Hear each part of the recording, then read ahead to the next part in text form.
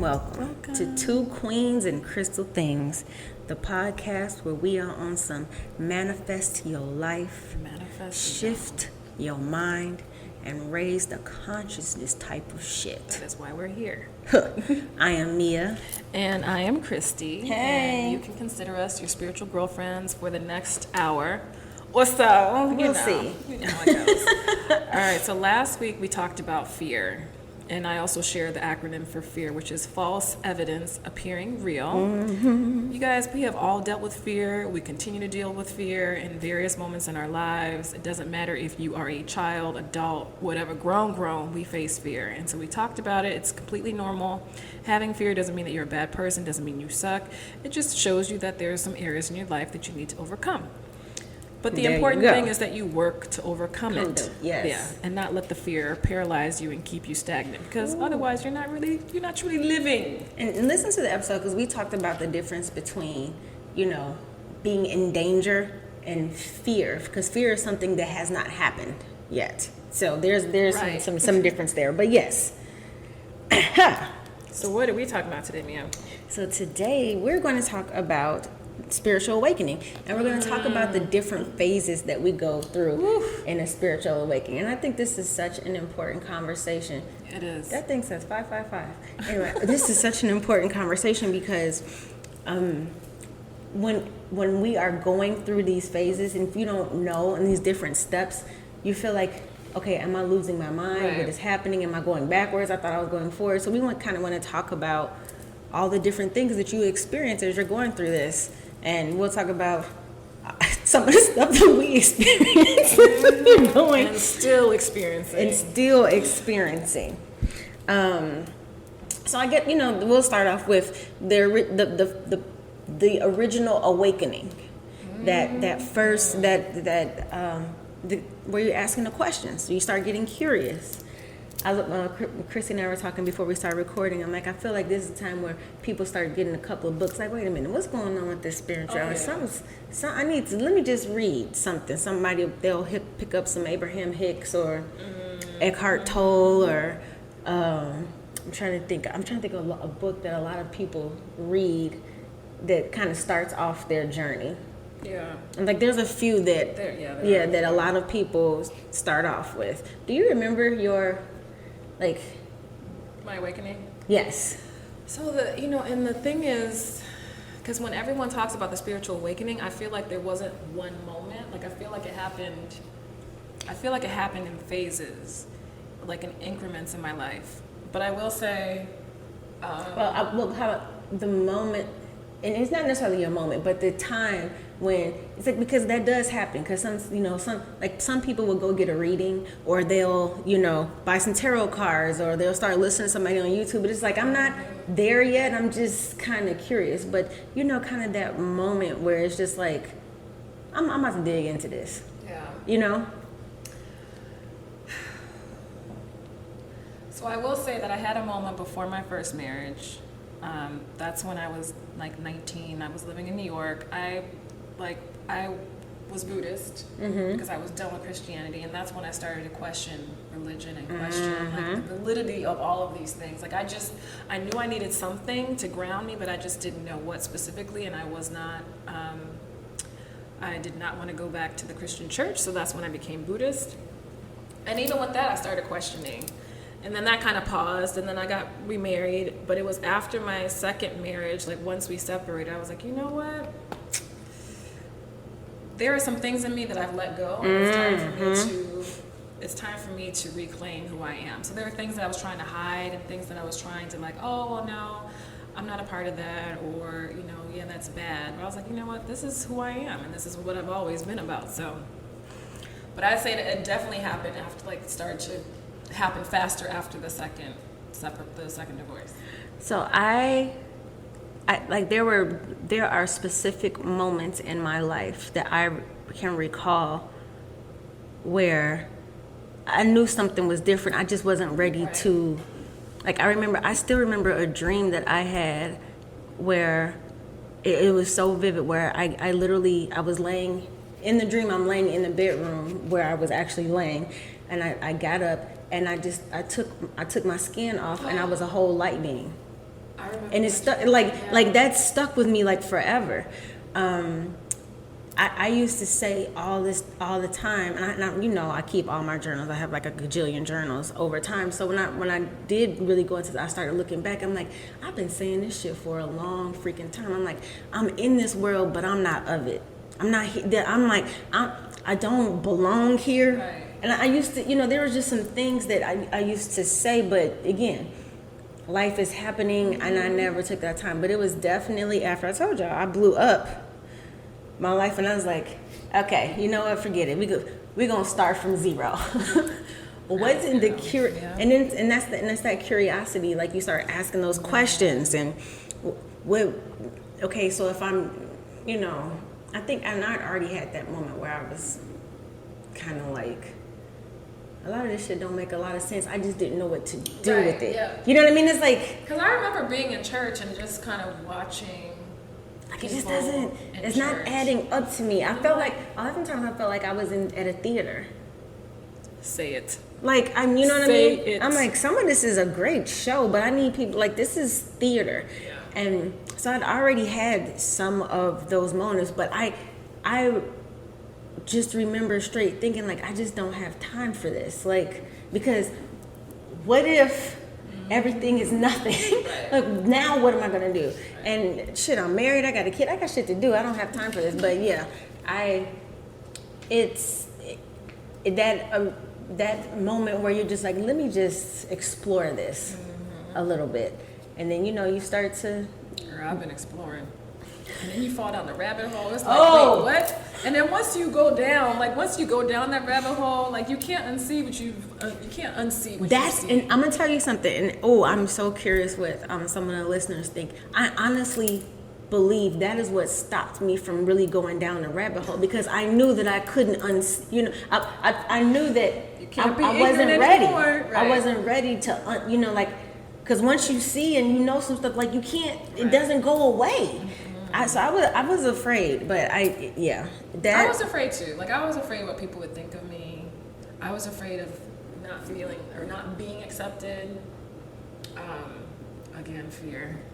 I was more afraid of what I was going to find out, and I didn't know if I was going to be ready to handle it. That was really more of my fear, because it's like I knew, but I was like, I don't want to know yet. And I mean, that's the part I like. Like I enjoy lifting up the layers to like figure out shit. Yeah, For me, it's like, what are people gonna say? Yeah, I wasn't worried about. I'm like, I wasn't worried about y'all people like that. Love y'all. It was more of, cause girl, now what you gonna do? Right.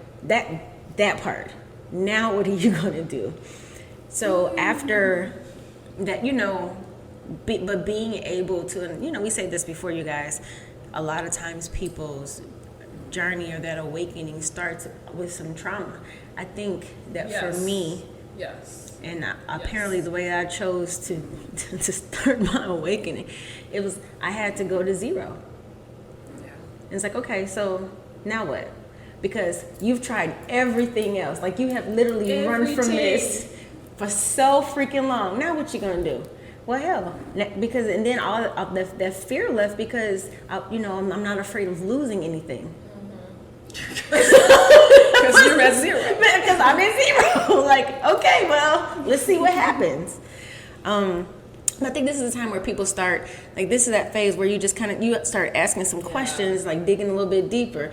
And then a lot of times, and there is a lot of fear, of what people will think. Yeah. And I know a lot of people experience that. So it's almost like this little secret. You're kind of like secretly, watching people on YouTube or, going to their IG and like, some of this shit makes sense. And then that's also where even as you're starting your journey, you have those moments where it's like, okay, I get this part, but that don't make that's stupid as hell. Mm-hmm. And you will have those moments. And I encourage people to keep digging, because even asking the questions when someone says something, you're trying to uncover something. If it doesn't feel good for you, keep going. Because I would ask, you know what I mean? Like, it's okay. Like, if it don't feel good, keep it moving. I'm like, why? But why do it that way? But I don't understand. Well, how does that make sense? Are you? And I'm like, it has to make logical sense to me. And when I would ask questions, and I can't even remember like specifically what questions would be, but I remember being in church vividly and everyone just looking at the pastor and holding on to every single word he was saying. And I remember my father made a comment. He said that, we like get to a point where we become sheeple and everything that the pastor says, and this is in church or whomever you might be looking up to. Yes, but it can be the gurus. Right. And you don't question yes. it. I would always question. He would say Matthew, whatever the verse was. I'm like, let me make sure that this is the right verse, because I've been to some churches where it's not. And everyone's sitting there like, I'm like, but this is not the chapter. No, this is not right. This is right. Forget it. But I mean, I encourage people, even if you are uncovering and going into different religions or different, modes, or different spiritual things, like whatever if there's a tug in you, question that too. Like, and your heart don't will guide stop. you. That yes. is something too. Like your heart will guide you, and I follow your heart. What is your gut telling you? Because there are times, even in the Christian church, I'm like, that doesn't feel right to me. Mm-hmm. And to not question it, I was like, how can I not question it? It doesn't feel right. Now, I will say, after this point, well, I was, we just mentioned this right before that, we're talking about different phases and what you can experience in these different moments in your awakening, but it doesn't necessarily happen in this order. Yeah, it's different for everyone. It's definitely different for everybody.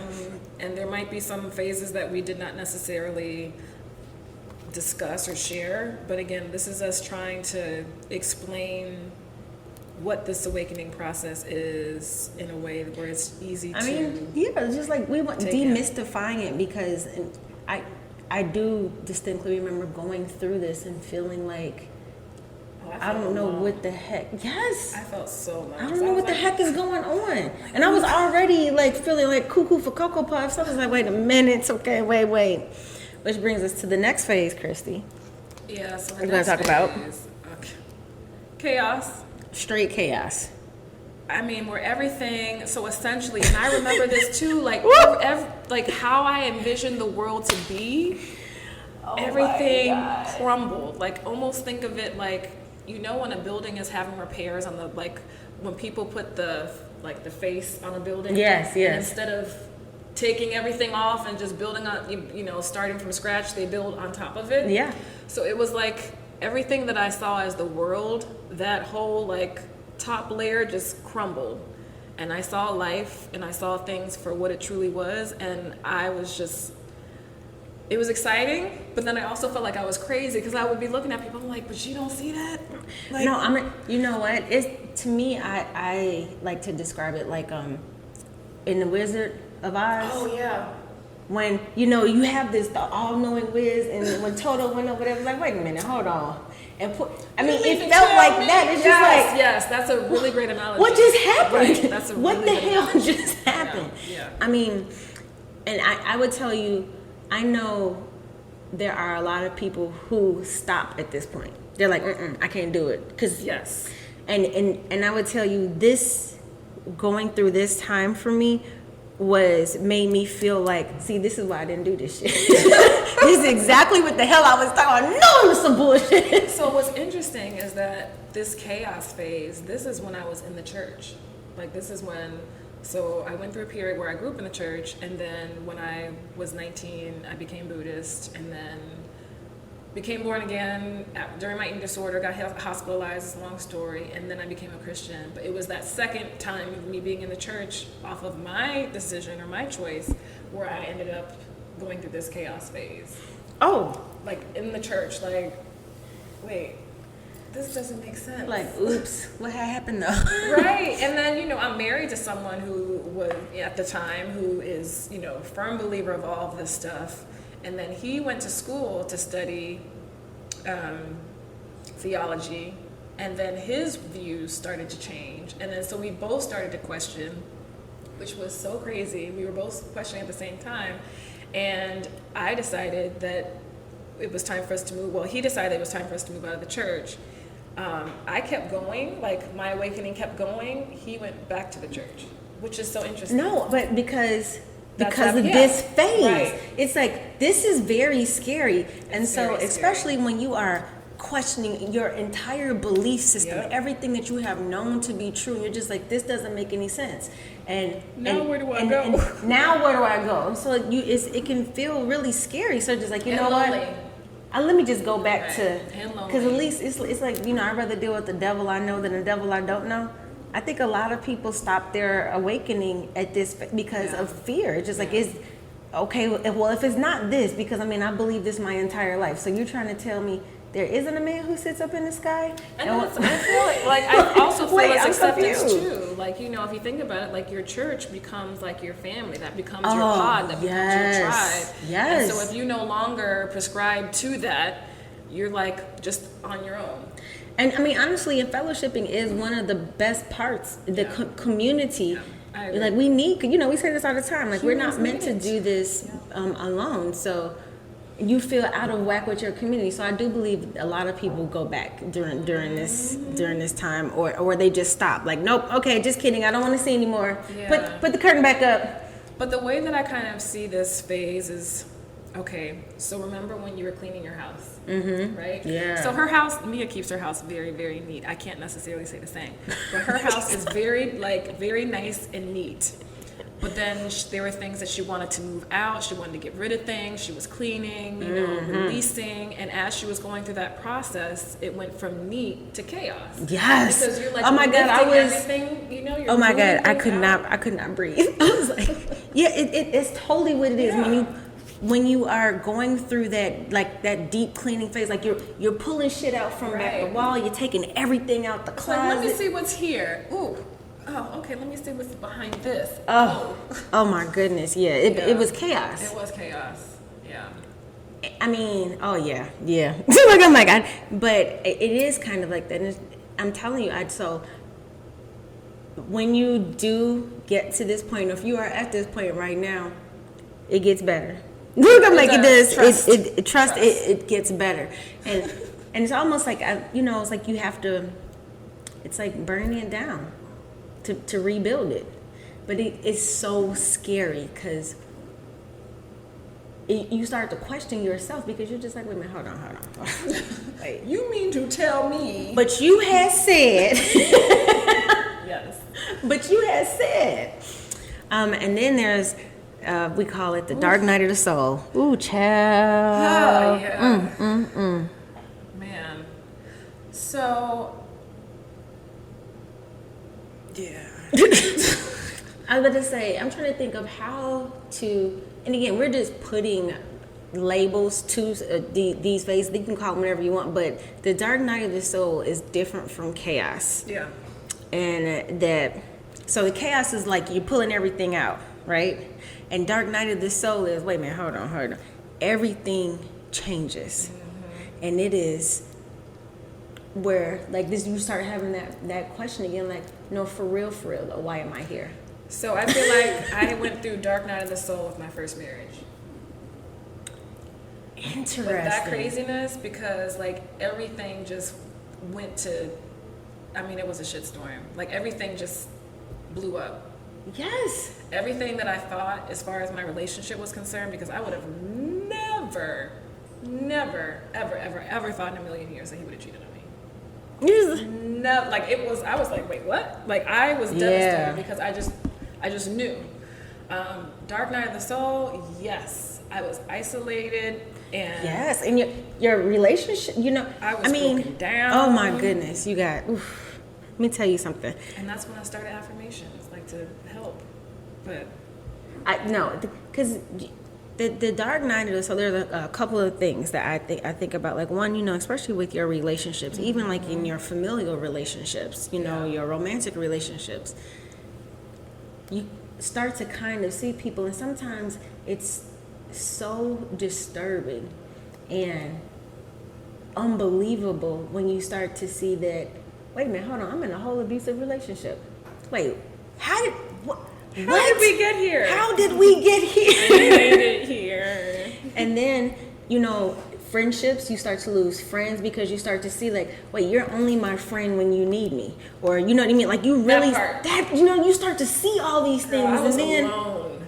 And then so you start kind of cutting people off, and then as you are starting to change and adjust and grow, people will exit themselves out of your life because, I said this one before, when people are like, you acting funny. That's right. It's like, I'm not trying to be the same person forever. Like, can we grow a little bit? Right. You break up with, you lose friendships, relationships. Your family probably might start looking at you like you're a little cuckoo for Cocoa Puffs, and you definitely feel isolated. But I would tell you, the isolation, we said this before, when you think about a seed that needs to grow, the seed doesn't just sit on top for everybody to see it and do what it does. A seed, it goes into the darkness. And it's during that time that it gets watered, where we're crying, in that darkness that it starts to grow. And that's when things start to change. It's just like, oh, wait a minute, hold on, I'm getting some roots now. Something is shifting, but when you're first putting yourself into that ground to start that growing process, you're like, it's dark in here, I don't like it, I'm by myself, somebody help. It's very uncomfortable. It's so uncomfortable. It's very uncomfortable. And then I remember this specifically, the messed up part about it is, you don't even if somebody is trying to be there for you, I don't even know what to say to you right now. Because it's like, I don't even know how to explain this. Like, somebody says, what's wrong? I don't know. Like, you just feel like mush. Like, I don't even understand my life right now. What the hell is going on? That is, and then you start feeling like nothing means anything. Like, all this shit is fake. Which is real. I'm like, which is true, man. Oh, yeah. But you're like, everything is fake. Like, nothing means anything unless I make it mean something. And then unless somebody tells me it means something, I agree to it. And then you're just like, the world, and you start seeing, and I see dark, and I think that the dark night of your soul is also when you start to see yourself. And I think that's where we get past being a victim. It's like, bad shit, a lot of terrible, traumatic things happen, and you start saying like, but you also chose this. And then you did that. And you're like, oh, damn. Oh. And then you start reflecting on your choices that brought you to where you are. Like, yes. I did this to myself. And then I'm going to tell you something. Now that, girl. It's like, I did this. Nobody else but me. Christy, that part, when I say the dark night of the soul for me was that part. When I started looking at my choices and decisions, and I went from, but this person did this to me and this happened to me, to, and then you chose this, and then you did this, and you saw that and you did this anyway. And you start getting like, wait a minute, hold on. Wait. This was my big moment. Like, wait a minute, hold on. You mean to fucking tell me I did this? Woo! Well, and then for me, oh my God. When I went through the dark night of the soul in my first marriage, I started looking back and reflecting at all the times where there were red flags that I ignored. Yes. And I remember before we got married, I prayed. And I've been hearing, from my spiritual team for a while, and I remember it was very adamant. I asked a question. Am I to be married? Am I supposed to get married to this particular person, my first husband? It was a straight, very clear and audible wait. Damn. And we were like 6 weeks, 8 weeks away from the wedding. Presents, wedding gifts were starting to come in. People are, relatives were excited about it. And I'm like, but God, it's the wedding's like coming up. Oh, I got one. Oh, absolutely. And instead, I still went through with everything. Boom, but it was clear. That was one of my moments too. My first marriage. And again, when I had this moment with myself, where I'm like, you can't be married. You knew. I planning my wedding. I'm all into it. I mean, it is an extravaganza. I'm having a ball, and up until a certain point, I was planning an event in my head. It didn't click to me that I was getting married. Like, you're getting married. until I was walking down the aisle. Girl, oh, look, I'm like, I just get chills.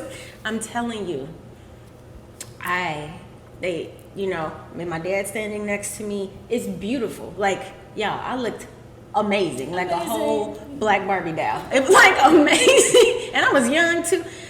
And they opened doors and he was standing at the end of the aisle. And like, I felt like, I told you, I wanted to like pause. I wanted everybody to go away. I wanted to just hike up my dress and haul ass. I was terrified. I'm like, oh my God, I don't want to do this. I don't want to do this. I don't want to do this. And I'm looking at my dad, and he's looking so proud and they're smiling. And when I say I boo-hoo, I mean I cried, like cried. And they're like, oh my goodness, look at her. No, bitch, because I don't want to do this. Yeah, people probably thought, oh, she's the bride. That's exactly she's what crying they thought. because she's happy and this is a joyous event. No, I was like, I stopped. Like, everybody stopped. And I was like, oh my God, I let this go too far. How did I get here? And I started making excuses for what I was feeling. And I was like, oh, this is just jitters. And then this is how I knew I was messed up, y'all. This is how I knew I was messed up. When I look back, I can laugh about this shit now. Was not jitters. So my first husband was 6'5". And so he had gone to, he was fine. You know, I like him fine now. And so he had gone to get his tux, tailored and altered. And, he had a really, really, really nice shape. And so he wanted them done a specific way. And the tailor didn't do what he wanted to. So as I'm walking down the aisle and I'm crying, I look at him. Instead of like, look at this beautiful man that you're marrying, I was like, the tailor did his pants too short. That was the first... Girl, oh my God. You are flooding. Yes, that's what came into my mind. And I was just like, I didn't... And then to further now, then of course I talked myself out. I'd like, okay, I'm good. I'm good. Everything's gonna be fine. Everything's gonna be fine. You're just nervous. Everybody does this. So at the end of the night, I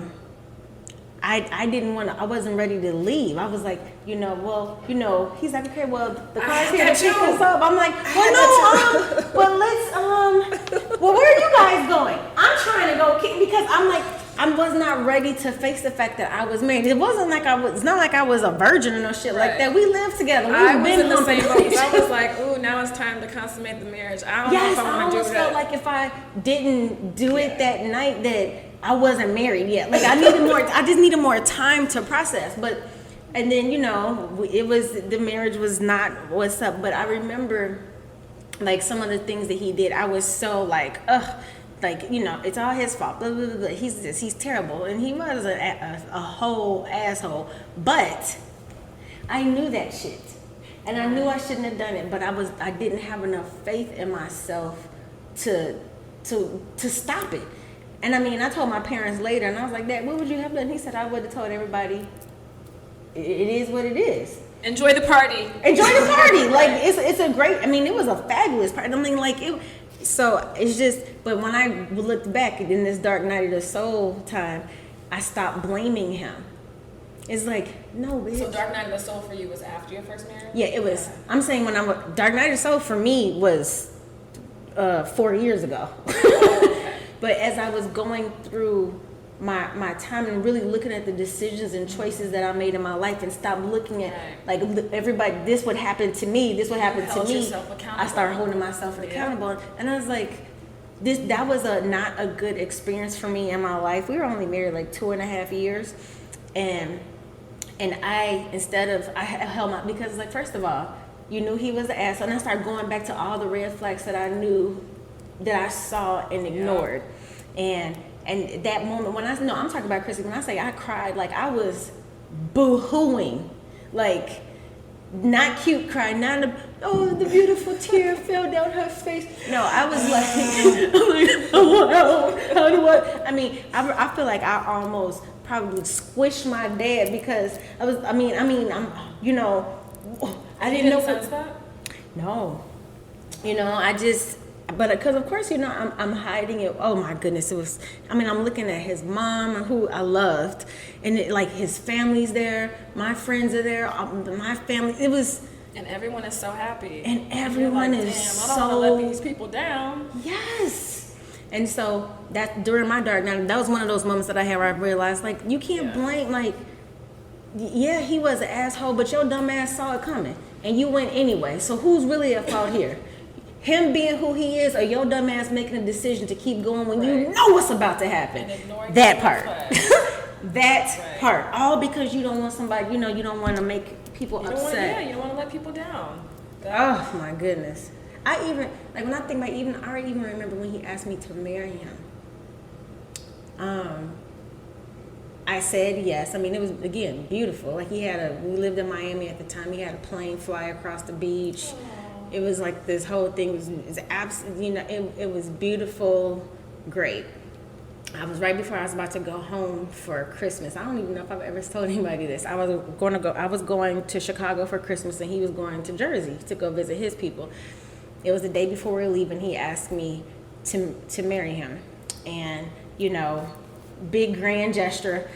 And I remember saying to myself, you're supposed to want to get married, Mia. Like, you guys have been together for 2 years. We're in a committed relationship. And I remember all my friends buying like bridal magazines because they're trying to throw hints at their guy.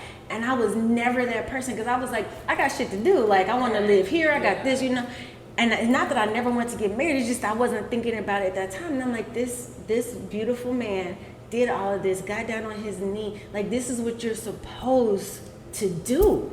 This is the next step in life. I felt the same way, because I was like, okay, we were together for like 6 years, off and on. But I was like, this is the next step. Like, this is what you're supposed to do. This is what you're, and look at the ring. It's gorgeous. It's exactly what I would have wanted. I love me some jewelry, y'all. So I'm like, okay, but.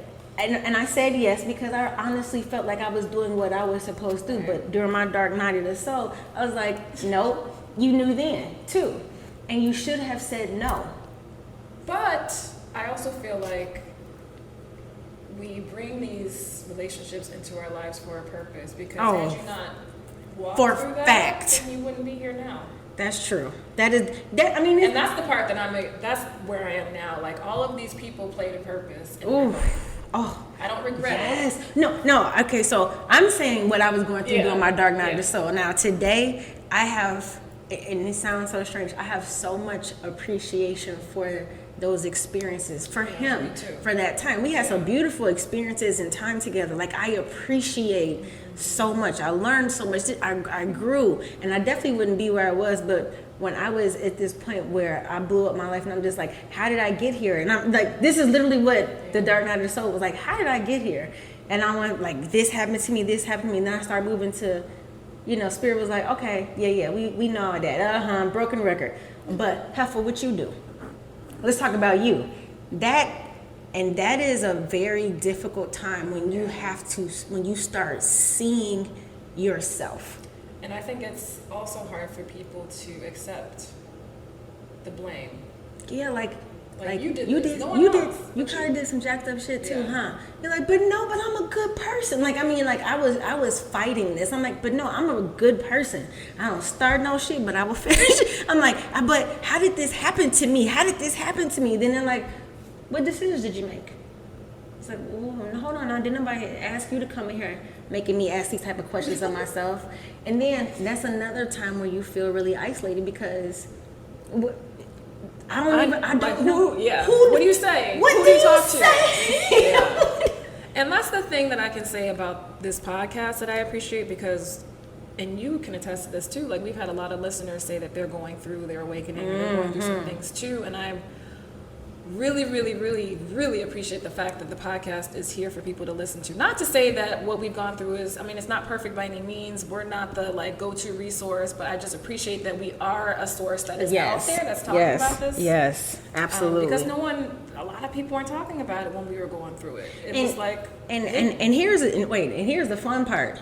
When I was going through this, I didn't know that it was an awakening that I was going through. I had no idea. I'm gonna keep it real. Right. I'm like, let me keep it 100 with y'all. I did not know that that's what I was going through until a little bit later down. But it was just like everything is falling apart. I'm asking questions. Everything. it's done. I don't get it, and oh my goodness, People it was. that you thought were your friends are disappeared. Like shit that you thought was like you knew for certain. Yeah. All of that structure just starts to fall apart. I And mean, it's almost like it puts you in a space where you have nothing else to rely on but yourself and boom. spirit. That is. Oh, please say that again, Christy. Please. I honestly believe that the dark night of the soul puts you in a position where you have no one else but to rely on but yourself and your communication with spirit. And this is where you learn how resilient you are. Yes. Because let me tell you something. Coming out the dark night of the soul, baby, you like, woo! Yeah. I'm still here. Which brings us to the next point. Right. Bitch, I made it. I'm living my best life. Yes. You're like, I'm still here. Oh my God, I'm so resilient. Like, I'm that bitch. Yeah. Woo! Yes, all this shit happened to me. Yes, I did all this shit, but I'm still here. Still here.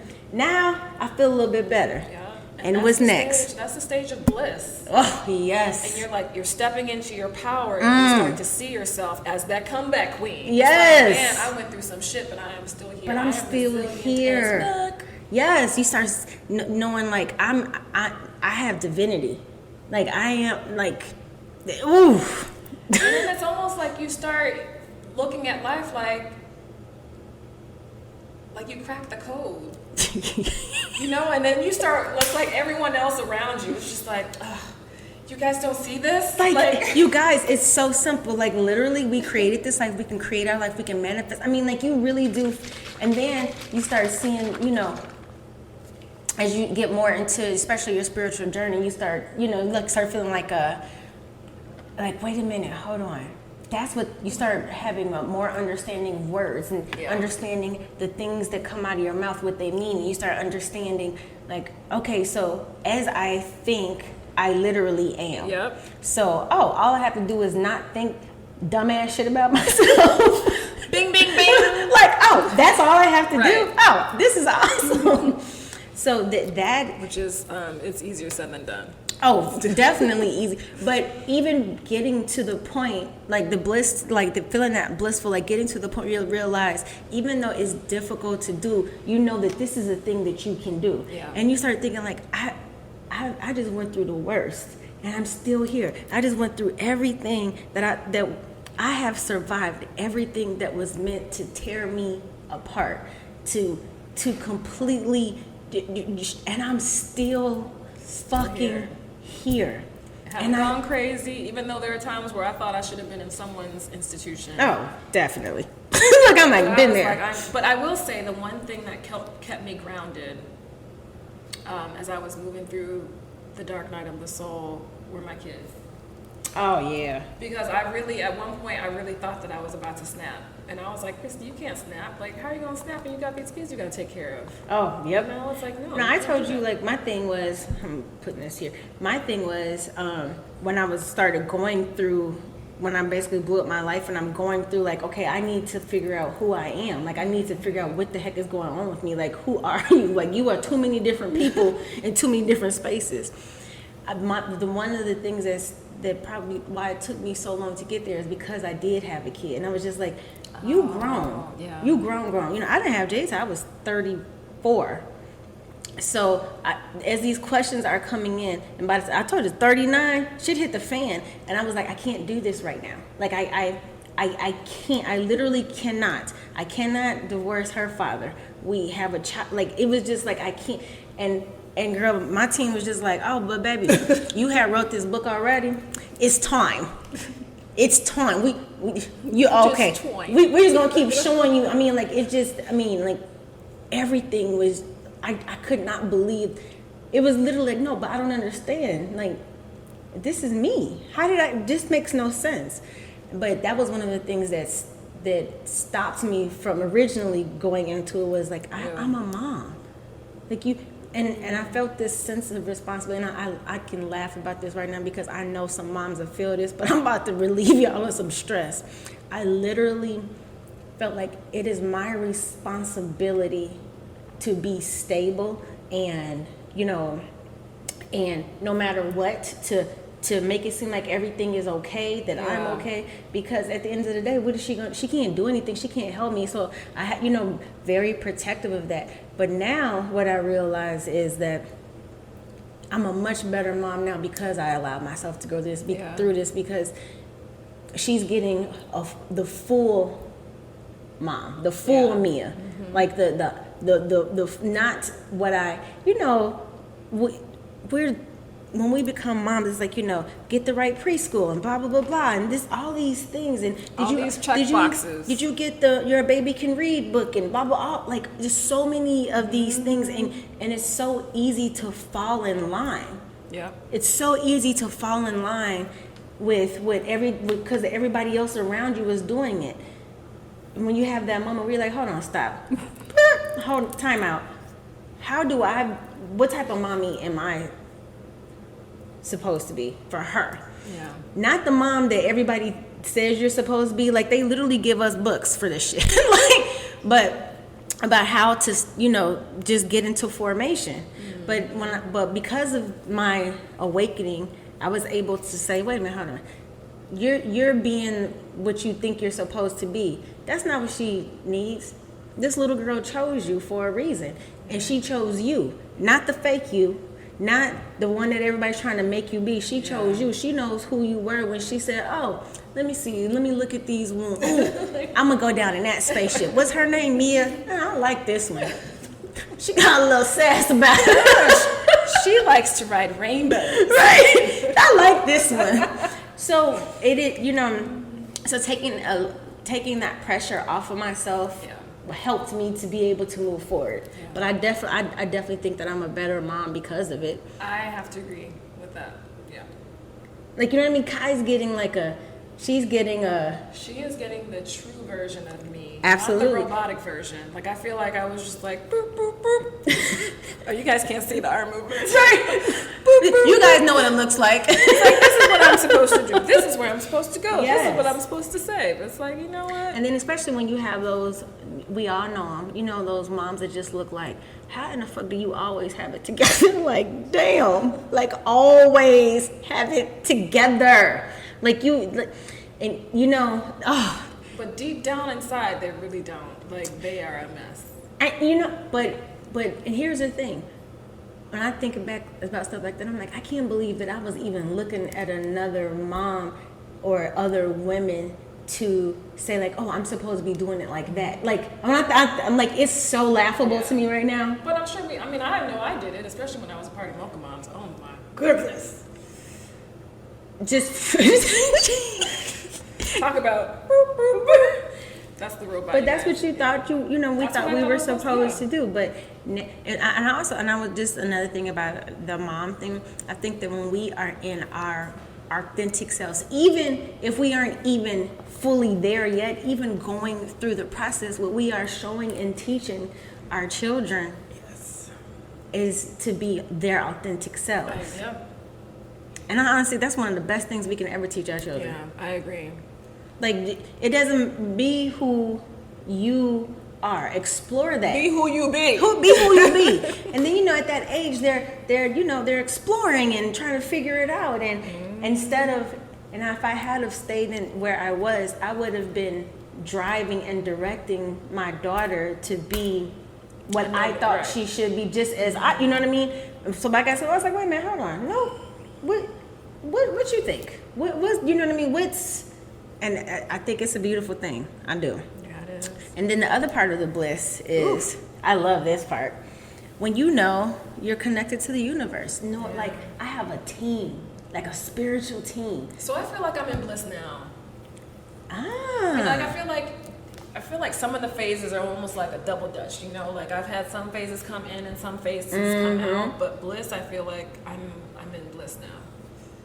I'm trying to think wherever, I don't know where I am. I just want these people to cut my check. Sorry, I don't have no more. But so when you're that moment, but you know how this feels. It's like I'm not alone. You realize like you are not like alone. For real, and I'm connected to Source, and Source is in me, and it is everybody. and we are one. Yes. And I have been feeling that so much. Oh, like, that's the best feeling. Very strong lately. I've been feeling that, especially like we are one. We are all a part of the void. We come from the void. Oh, but I'm sorry. Yeah. Yeah, but no, it's just that it's all, to me, this is the rebirth. Yes. Like, I like to think of this, that when you realize, oh, wait a minute, okay, I am not literally just this this skin and meat and bones. I am like a whole spiritual ass being. Like, my soul lives forever. I have done this many times in many spaces and many planets and many dimensions, and I chose to be here. And I think when we are having that moment, like, why am I here? Because in the beginning, it's like, no, for real, why the fuck am I here? like right, all you people suck. This life sucks. Everybody sucks. Beat me up. And then you get to this blissful place. It's like, oh, I chose to be here.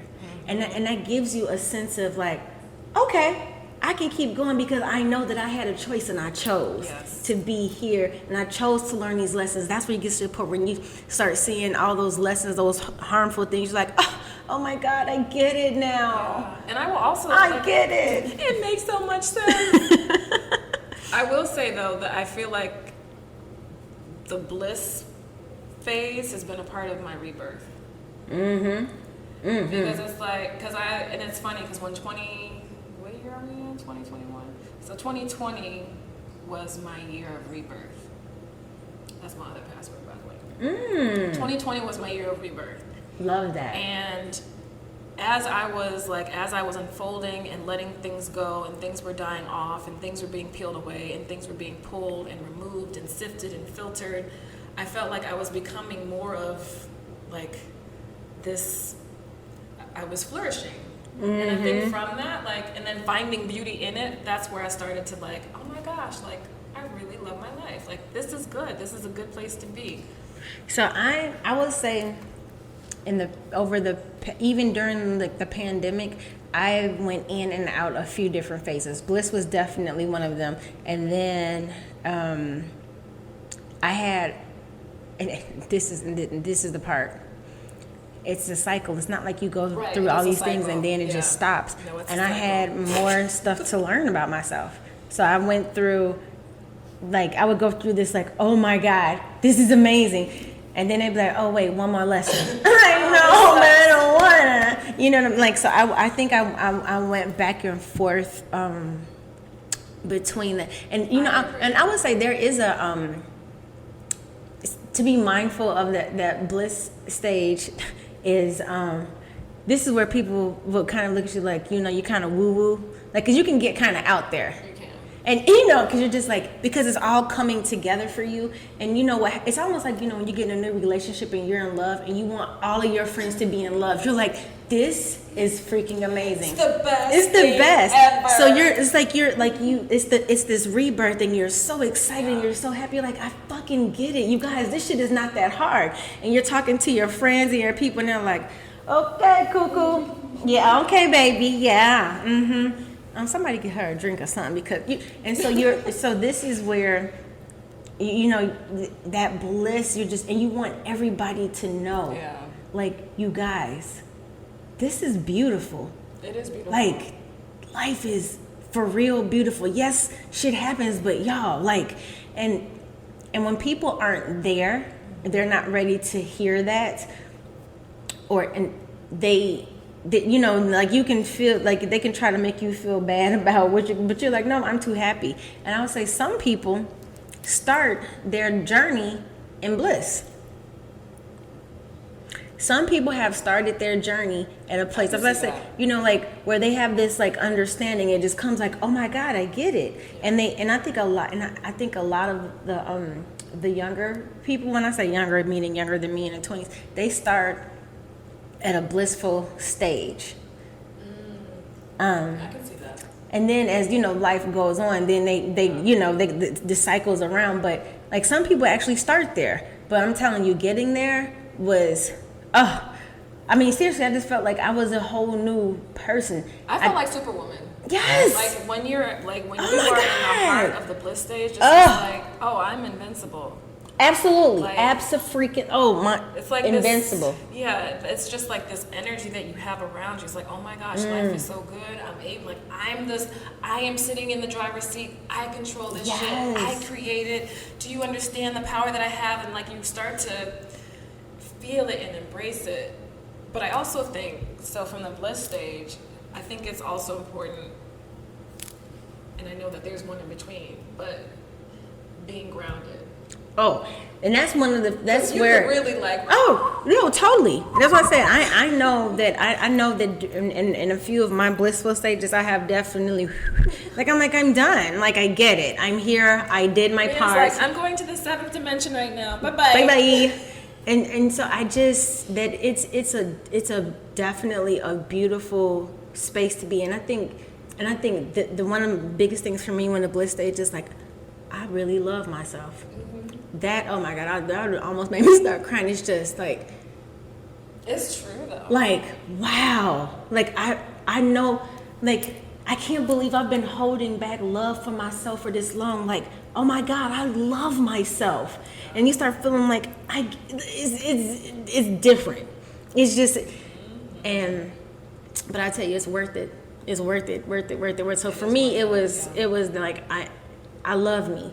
I love everything that I've experienced. I mean, I wouldn't change a motherfucker. I have no regrets. That's bliss. And then even like in the bliss stage, looking back at my ex-husband and the past relationships, I no longer looked at them with anger. Yes. Like all of that shit was gone. It's just like, you know what? You were part of my journey. Yes. I accept you. Like, thank you, because if it weren't for you, I wouldn't be here now. So thank you for allowing, you just have this different appreciation for people. Even those who shat on you. Shat. That's not a word, but I'm about to use it. Shat.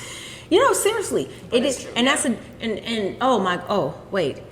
the capacity for forgiveness. Yes. It is off the charts.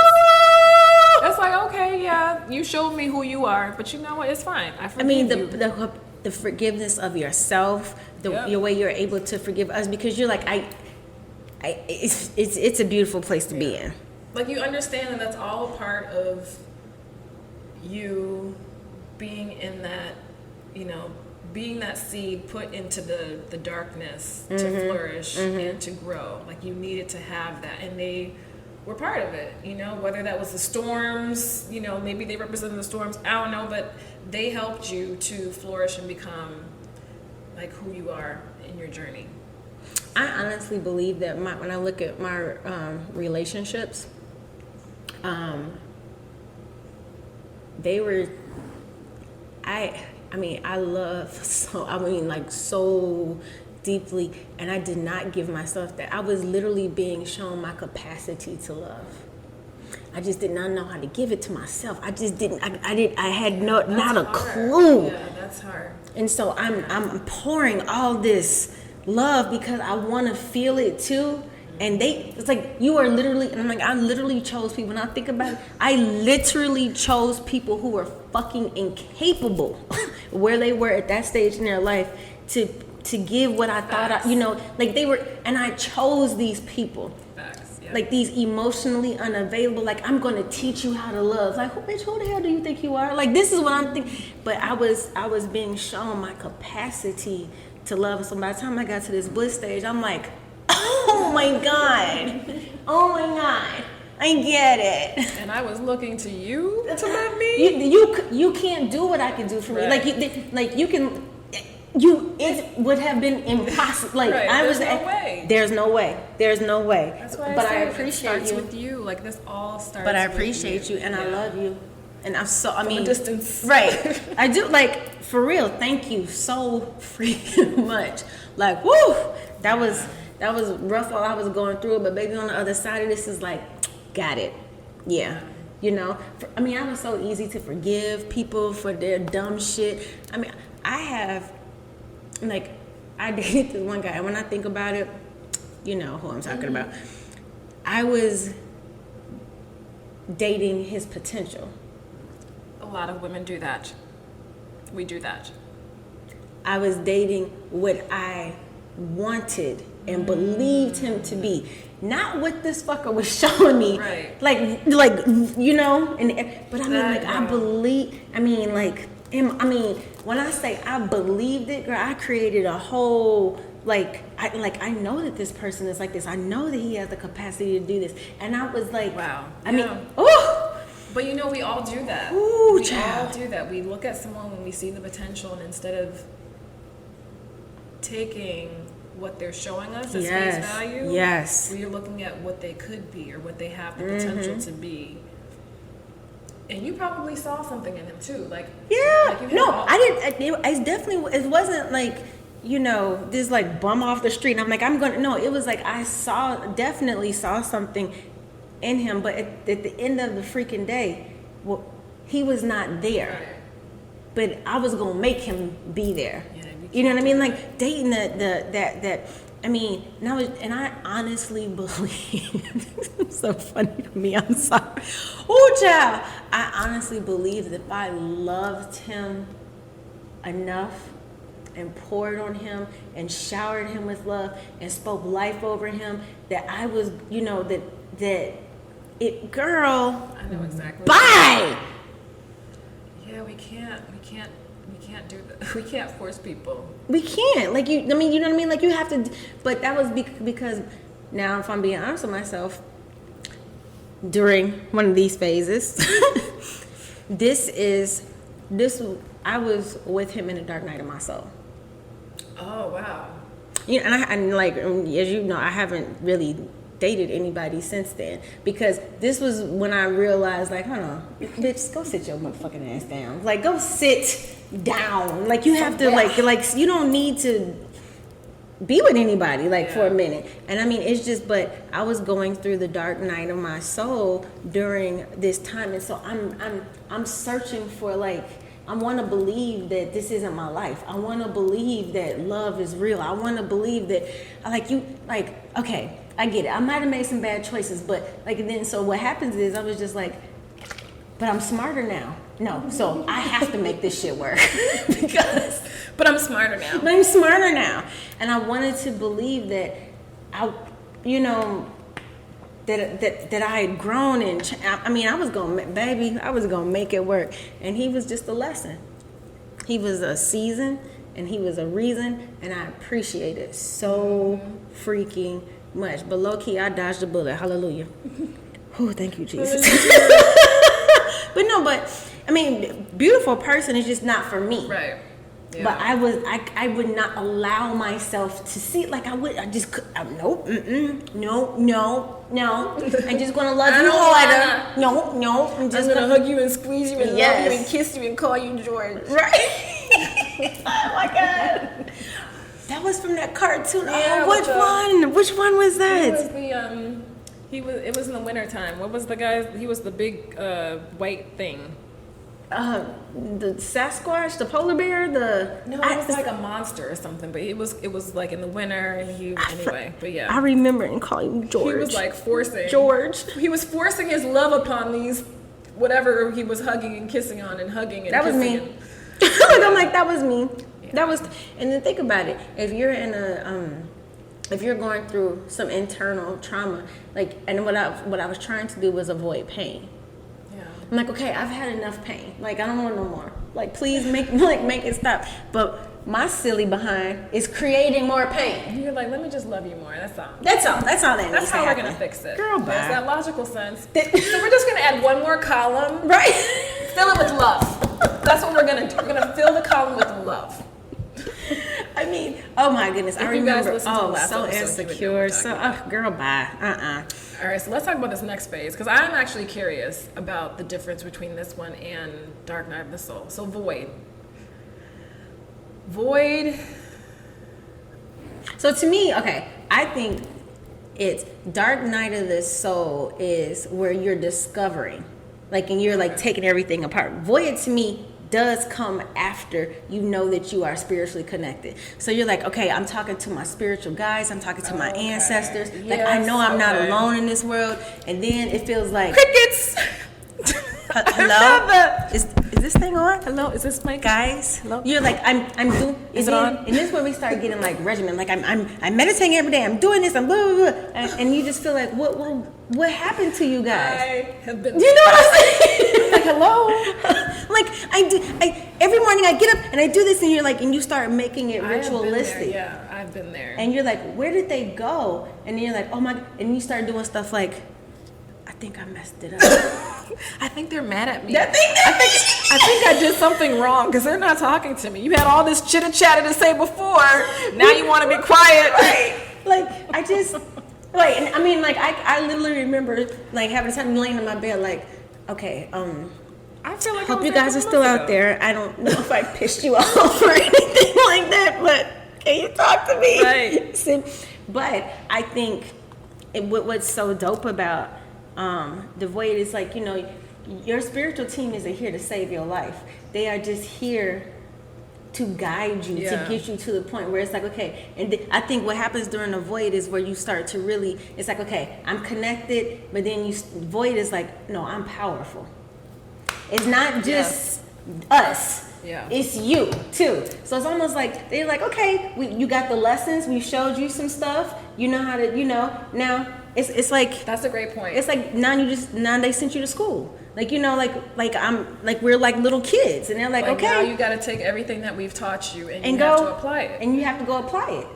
And and that's a scary part too. But you're like, but wait, I just had one more question. I didn't know there was a pop quiz. Damn it. Y'all did not tell me. Here's the test. Wait, can I check my notes one more time on this? You know what? That's a really great point because I've been there, and I think maybe I've shared with you too. I don't remember because I feel like this is all like one big jumble of the journey combined with COVID. But I remember being in that space like, okay, I don't hear you guys. Mm-hmm. I'm not getting any direction. Mm-hmm. I would journal, and I'm just like, what's going on? You know, like. But now I understand. Yes. That it's just like, okay, you are now equipped, and it's time for you to. This is where you have to trust yourself. Come on, this Christie. Is where the trust starts to build. And now it's like, now I'm starting to understand what you said. I was like, okay, now that makes complete sense. Yes. Then now it's like, okay, now I have to trust myself. Now I have to trust the power that I have. You guys just helped me to see it. Like that's what they're called, guides, spiritual guides, your spiritual team for a reason. And so having that moment where you're like, oh, I have one of those. Oh, how does that work? And you get in a really good rhythm, and they don't want us to be completely dependent. You're not supposed to, Like it's just like, no, we just woke you up. Now go do your work. And something that I heard too, which was very interesting, is that our guides also have a journey that they have to fulfill. Absolutely. And I never thought of it that way because we tend to look at our guides as like all knowing, all being. Well, there are things that they're also going through too. Yes. And they, you know,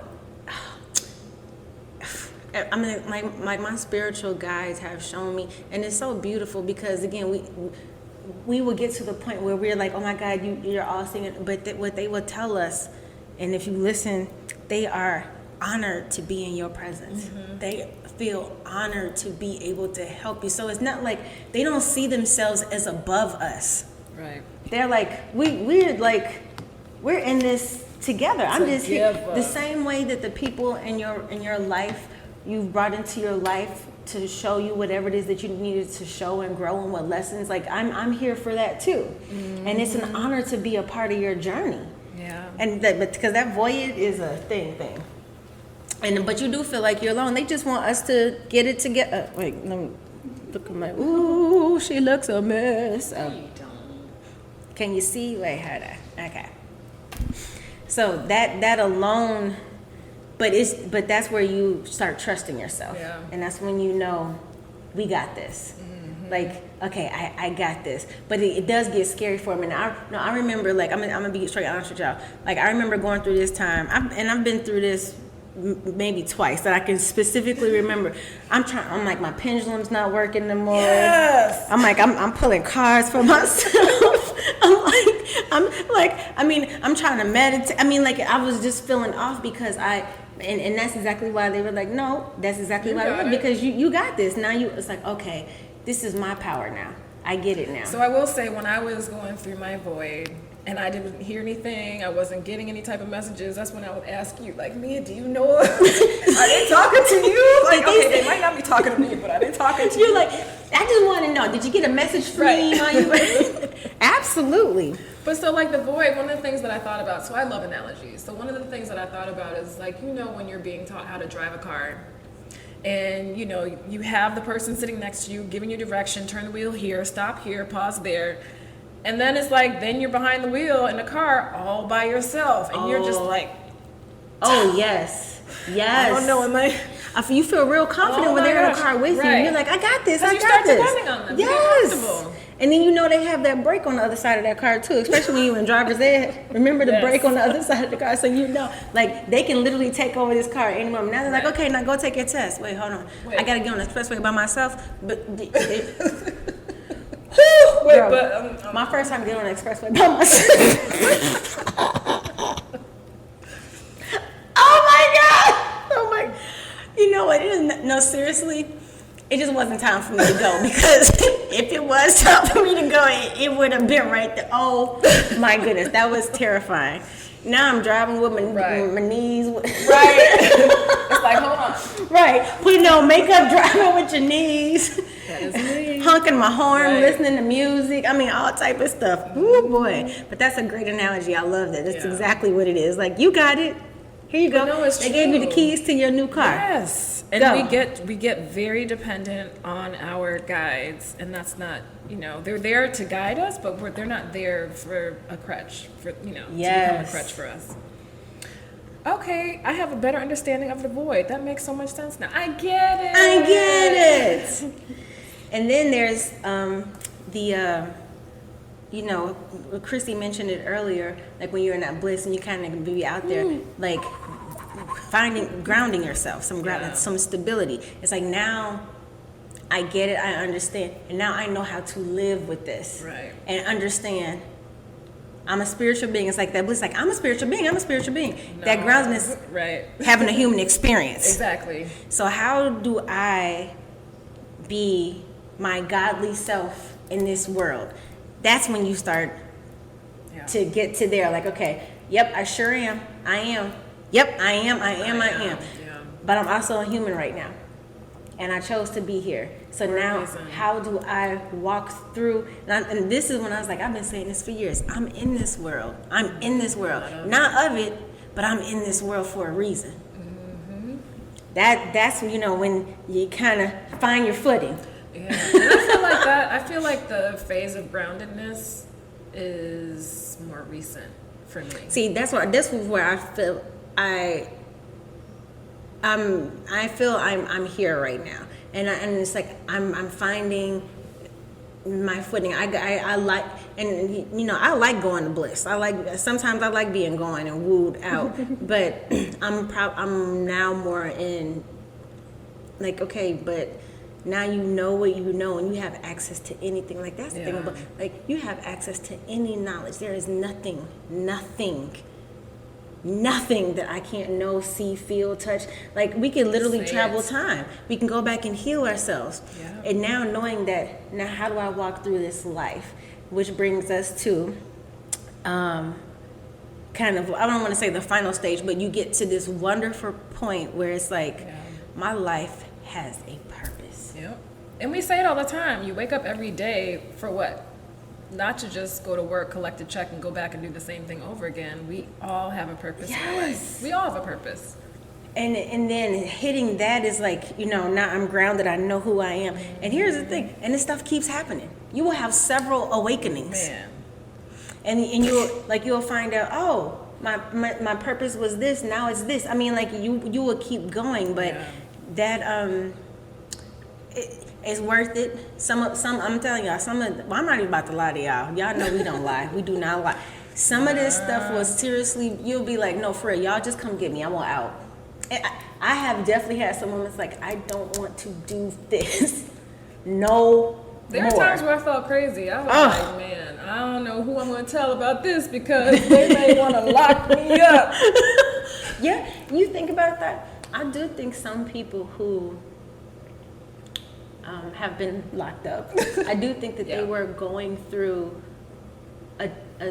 maybe a phase in their spiritual awakening, and if you already are, have not, I don't want to say a grasp on reality, but if you are already kind of like, I don't know what's what, when you start to have these moments and these downloads, people talking to you that you didn't ask to talk to you, where did you come from? Like, hi, wait, do you see that? Oh, y'all don't see what I'm talking about? You know what I mean? Like, people, like, I think a lot of times people are actually talking to their spirit guides. They're talking to their ancestors. They're talking to their loved ones. I believe that. And someone's like, oh, and she's society, crazy. Yeah, society marks them as crazy, puts them away, hides them because, like and I mean, like, seriously, because children always can often see, especially when my son used to always see angels. But when adults would tell us, like, no, you're not. What do y'all think imaginary friends were? There's no one there, sweetheart. Don't talk to yourself. But I mean, imaginary friends are whole angels. Our friends are like our loved ones, and I mean, like, making a plate for them. Like, I definitely had me some imaginary friends. Oh my goodness! Make sure I pour some tea for my ancestors right here. And children are more connected to that, and we kill that in them. Yeah, I mean, they haven't been tainted. Like, I feel like as adults, I feel like it's a program. But, kids, say that again. Look, I'm like, it sure is. But I feel like kids, they haven't been exposed to all of the things that we've been exposed to as adults. And so there's still that pureness and innocence about them that allows them to see the world how it truly is. And you know what? Kids still, if adults, like, if we don't see it with our eyes, like these two eyeballs, it's not a real thing. Children don't have that. Exactly. They know, like, there's this belief, like, yes. All right. I remember talking to some adults, like, I don't understand how the whole energy thing works. Do you have to touch me? Like, how does? I'm like, no, we can do this online. Okay, well, I'll stay on the phone with you. It's like they feel like there has to be this connection there. I'm like, look, we are good regardless. Mm-hmm. Yeah, we got it, but they want to see it. Yeah, they need to see it, feel it, touch it, taste it. So interesting. Yeah. And again, like Mia said, these stages, we repeat them throughout our life, throughout our evolution, throughout our spiritual journey. I'm recording. I'll call you back. I love you. So what would you say? So, unless you have something else. No.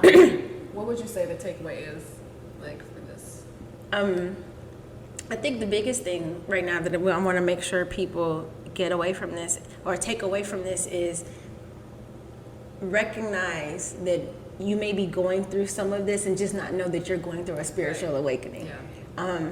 And that when you are being triggered or you feel like my life is falling apart, no, it's because something new is coming. Like, real talk. I'm laughing because I felt the same. I was like, this is my life. I don't know how I got here. Like, you're like, you feel like your life is falling. And we talk about this in order to make room for what's new. Like, sometimes we got to break it down. And sometimes it's burning down it's always burning down for a reason. If it's burning down, it might be just an awakening that you're going through. Yeah. What about you? So my takeaway is to allow. And I think that's something that's very difficult for us. Again, especially as adults, it's hard for us to just allow for things to happen because we feel like we have to be in control of everything. But once you allow yourself to move through this and you trust yourself and you trust that you are moving through these phases for a purpose and for a betterment, of yourself, who you are spiritually, I think you will end up leaving with a different perspective of the spiritual awakening, because it doesn't have to be scary. It does not have to be scary. Yes, you might get a couple of bumps and bruises here and there, but the takeaway is to just allow and don't be afraid, because you're going to see some things that maybe is going to crush your perception of what you thought life was. But just know and trust that you are moving through this for a reason. I know that was longer than it should have been. No. Mm-mm. Look, I'm like, that's actually perfect. Allow and trust. Yes, ma'am. Yeah. Okay. Let's see. Well, we have we're going to do our crystal. Instead of a message, we have a questions for the queens. Oh, yeah. Yes. Question for the queens. Let me pull up the question. You guys, we love these questions. Please keep asking them. Okay. I'm not going to say her name because she didn't say that it would be okay for me, but this is from, I'll say Kay. So question for the queens. Honey calcite keeps coming up for me in my crystal oracle deck. It talks about healing the mother wound, which is interesting. Okay. Can you talk about that a bit? Would it go with the inner child healing? Also, can you talk more about your daily practices? Where did you learn about subjects when you were first starting out on your journeys? As always, thank you. Have a restful and fun weekend. Thank you so much, Kay. Thank you. She's she's very sweet. Yes. And you did a reading with her. Yes, she's amazing. And I did a session with her, which is interesting because I forgot that she even sent me this question. I was like, you definitely have some inner stuff to do, inner child healing stuff to do. Okay. The mother wound. So I'm going to tell you what my interpretation of mother wound is. So I think it's inner child, but I think it is specific to your relationship with your mother. Yeah. Like there's something, that there's some healing that needs, some forgiveness probably that needs to happen there. I feel like inner child work. So yes, it is. Yeah. But I think we'll say go back to, because you can go back to that moment. You can go back to yourself as you were a child. I think this might be going back to her mom. And whether even if that's energetically, and I don't know if her mom is with us or not. Yeah. But also, I see that as an opportunity for you to mother ourselves. Sometimes when we're healing the inner child, we have to parent ourselves. Like so, be the mom that you needed to be, that you needed to have for yourself, especially at that time. So yeah, I think it is inner child, but I think it's more related specifically to you and your mom's relationship. That makes complete sense. Yeah, that makes sense, and I agree with that. So going to the honey calcite piece. So honey calcite encourages responsibility and leadership and can help with recovering from abusive situations. Also helps with increasing feelings of self-worth, confidence, courage, and assists in overcoming obstacles. So that could be a reason why honey calcite is coming for you. It is coming for you. And that's another thing, too. Crystals will find you. Yes. If you need to work with them, sometimes they'll just pop up like, bam, I'm here. Work with me. All right, what was the other question? So she wanted to know, Kay, I hope Mia's response made sense to you. I definitely I agree with that. So she said, can we talk more about our daily practices and where do we learn about subjects, or where do we go to learn about the subjects when we were first starting out on our journeys? Ooh. So I am a big, I'm a reader. I love to read things. So I would tell you, I didn't necessarily know what I needed to know. Right. So in anything that interests me, or I had a question, I could be watching a TV show and I'm like, that's interesting. And I will start to look to find information about it. And honestly, I just allow myself to go down the rabbit holes. Yeah. Seriously, I allow myself to kind of go down a rabbit hole, start asking a question. So for me, it was more of, I allowed what I was questioning to lead me. So I want to find the answer to this, or I want to understand this, or where did this come from? So books, listening to other people. Now, in terms of, there are, I guess, what do you call them? People who, people you can go to for different things. I would say the unveiling or understanding of who I am, and dare I say my little witchy powers, that came from trusting myself. Yes. You know what I mean? That literally, that was just like, okay, wait a minute, hold on. Like, oh, for real? Wait, that was right. Okay. You did see, you saw that, okay, and you said that was going, okay. That literally just came from trusting myself. But the rituals, and I'm gonna let you ask, like every day for me, and I have to be honest, I got my hands spacked a little bit from my spiritual team because I hadn't meditated it in a few days. But honestly, it's just having a conversation, and when I can't meditate, I will write. Yeah. Because that's meditative for me sometimes. And when sometimes I just can't get there. Like honestly, like, you know what I mean? Sometimes I'm just like, I've had those days. I can't, I don't know what it is. Yeah. So I'll write it, or I'll go to, I'll maybe go listen to somebody I'll maybe go listen to Abraham Hicks. Like sometimes I just need a word to kind of just get me to get me there, but spiritual baths. Yep. All type of stuff like that. Yep, I firmly agree. What do you do daily?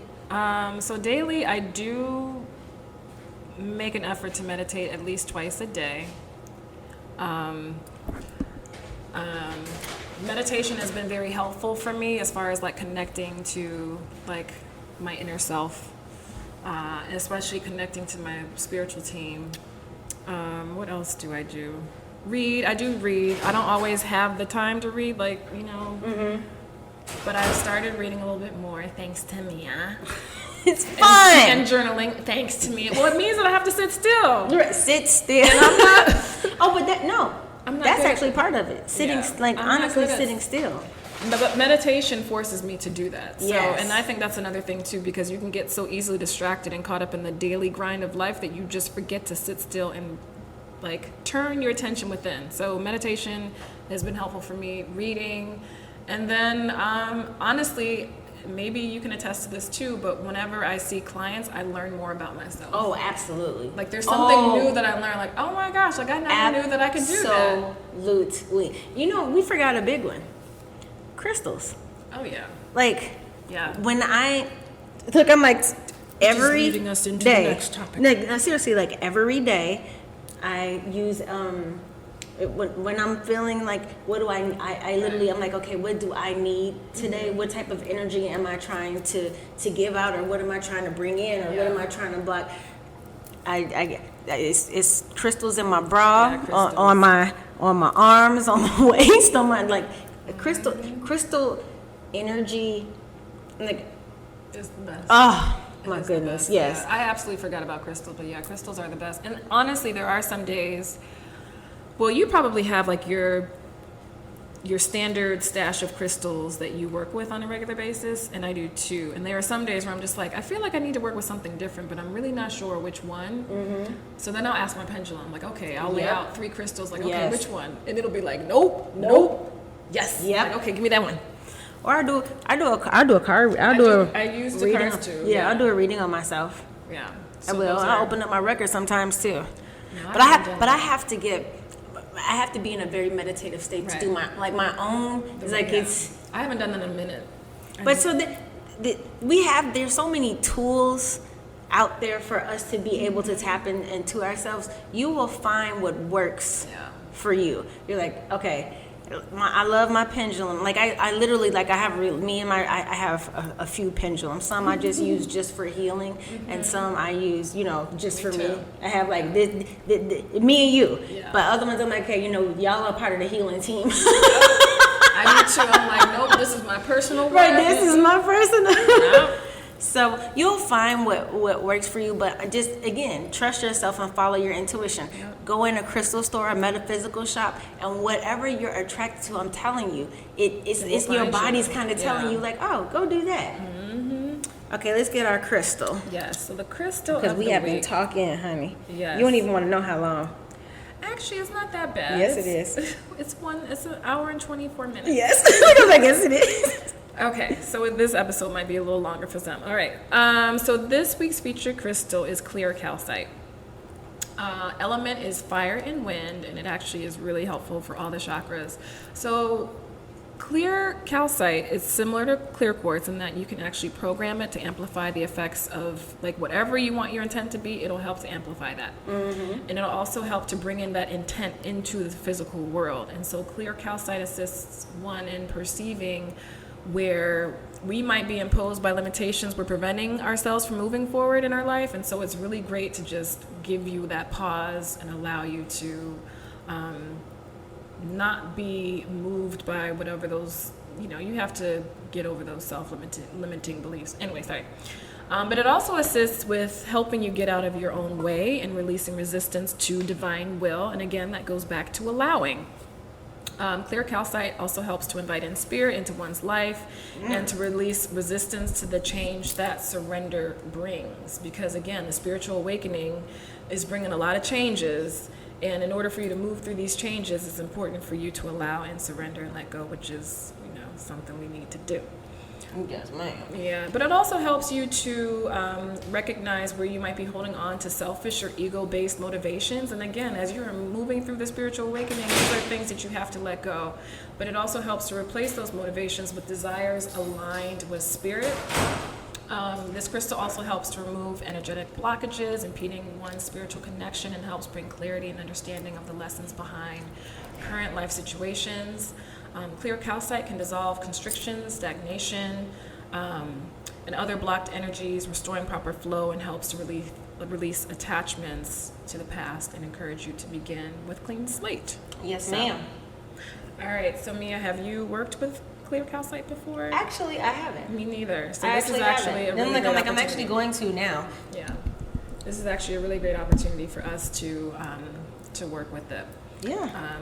So do you have a card pull today? No, I was about to say we just did the questions for the queens today. So no, we've talked them to death today. All right, so we are going to end here, you guys. Thank you so much for listening to Queens and Crystal Things. Don't forget to show us some love. Thank you, guys. We appreciate you. Please keep sending us message. We respond to everybody. We love you guys. Like, share, subscribe. You know where to find us. Mia is, I'm going to keep pumping up her dragonfly modality. She's also a really great reader. She will access your Akashic records. She does Reiki, sound healing. And then you all definitely want to schedule your appointment to see her for her new modality, the dragonfly. But you can find her at Wings Unleashed 444. You guys should know this by now. And you can find my queen over here, Miss at Christie R. Edwards. Let me tell y'all something. When I'm very serious. When I feel like my energy is not what it needs to be, I go to Christy. I'm like, help. Thank you. And the fact that you trust me. No, like for real. She I'm telling you, I'm flying off the table. When we're in session. Beautiful, beautiful, beautiful healing sessions. She would get you right, and she gets downloads while you're in session. So you get, your energy is right, your chakras align, and you're getting some messages from your team. So definitely contact Christy for that at Christie R. Edwards on IG. So we love you guys. Love you. We'll talk to you next week. Thank you guys. All right. Light, peace, love, And soul. soul. Bye-bye. Bye.